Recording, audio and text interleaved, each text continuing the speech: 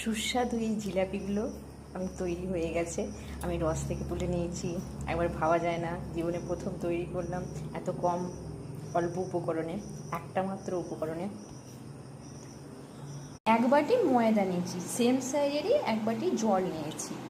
একটা স্টিলের ডিপেতে ময়দাটা ঢেলে নিয়েছি। এবার এতে জলটা দিয়ে অল্প অল্প করে মিশিয়ে একটা মিশ্রণ তৈরি করব। খুব পাতলা হবে না।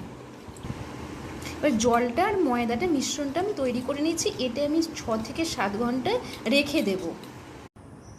দেখুন 10 ঘন্টা পর ডিবেটা খুলে আমি এরকমভাবে 5 মিনিট মতন ফেটিয়ে নিয়েছি।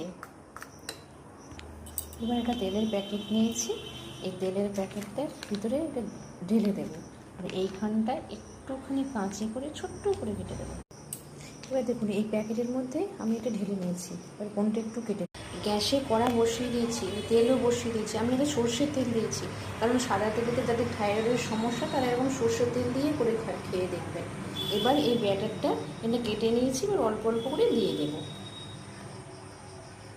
দেখুন আমি দিয়েছি। আমি ওই যে প্যাকেটটা কেটেছিলাম তার ছিদ্রটা আমি একটু বড় করেছি বলে এটা মোটা বেরিয়েছে, আর একটু ছোটো করলে এটা একটু সরু হতো। এবার কেমন ফুলে গেছে এটা উল্টে দেবো এক পিঠ। এটা ভাজা হয়ে গেছে। আমি এবার এটা গ্যাস থেকে তুলে নিচ্ছি, কড়া থেকে তুলে নিচ্ছি।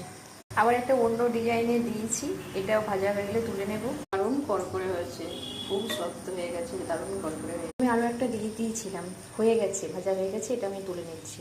জীবনে প্রথমবার তৈরি করছি বাড়িতে। বাইরের খাবার খাওয়া যায় না, এই জন্য বাড়িতে নিজের হাতে তৈরি করে একটা উপকরণ দিয়ে দারুণ। এটা একটা ভেঙে দেখাচ্ছি, দেখুন কেমন করকরে হয়েছে।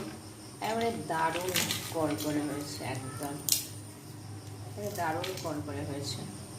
এবার শিরা তৈরি করার জন্য আমি এই পরিমাণ চিনি নিয়েছি। যতটা চিনি নেব ততটা পরিমাণে। আমার সব জিলাপিগুলো ভাজা হয়ে গেছে। এবার শিরাটা তৈরি হয়ে গেছে। এবার শিরাতে জাস্ট দিয়ে দেবো। শিরাটা বেশিক্ষণ হবে না, শুধু একটা তার হবে। শিরাটা একটা তার হবে। এই একটা তার হয়ে গেছে। আমি গ্যাসটা বন্ধ করে এবার এই জিলাপিগুলো দিয়ে দিচ্ছি।